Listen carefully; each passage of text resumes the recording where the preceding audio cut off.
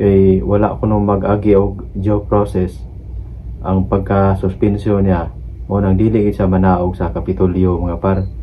Nang dili gyud buot ang Ginoo, nang dili gyud buot ang kahigayonan mga par ba nga magpabilin gyud siya sa Kapitolyo na pildi siya pag eleksyon ni Pamela Barrecuatro nya karon kay di gyud siya manaog nya ni file pa gani siya og ng protest sa Comelec kay gitikasan kuno siya. So mayong adlaw kanatong tanan ato na kuning balik-balikan si outgoing Gobernador Gwen Garcia mga par kay kahimdom atong agi padadaan siya og ng 6-month preventive suspension sa ombudsman nga wala gyud siya mutuman mga par, wa gyud siya manaog sa Kapitolyo.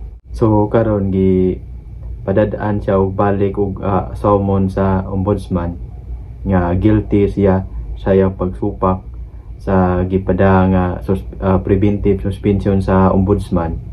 Unya karon mga par kay si Gwen Garcia anang pamultahon siya o kanang 30,000.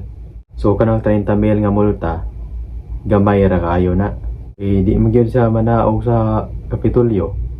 Mao na nga kay lagi kanang kay wala ko nung mag-agi og due process ang pagka-suspensyon niya o nang dili gid siya manaog sa Kapitolyo mga par.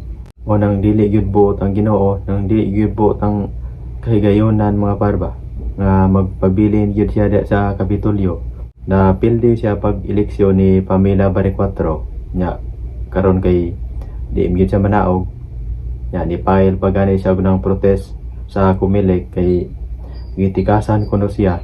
Unya karon kay musupak gyud siya sa ng ombudsman nya nakahukom ang ombudsman nga tungod sa iyang pagsupak tungod sa iyang pagmagahi nga wa gyud siya mo tuman sa ng ombudsman, wag gyud siya na mo respetar sa ng ombudsman. Karon nakahukom ang ombudsman nga padadaan siya og ng summons unya guilty siya sa iyang pagsupak sa preventive suspension unya pamultahon pag yun siya og kanang 30,000 pesos.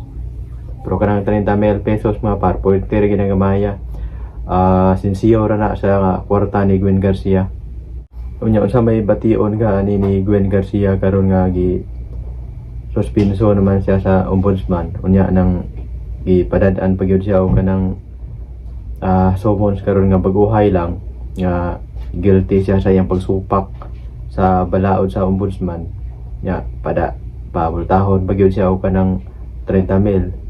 So daghan kayong salamat mga par sa inyong pagsuporta sa akong channel.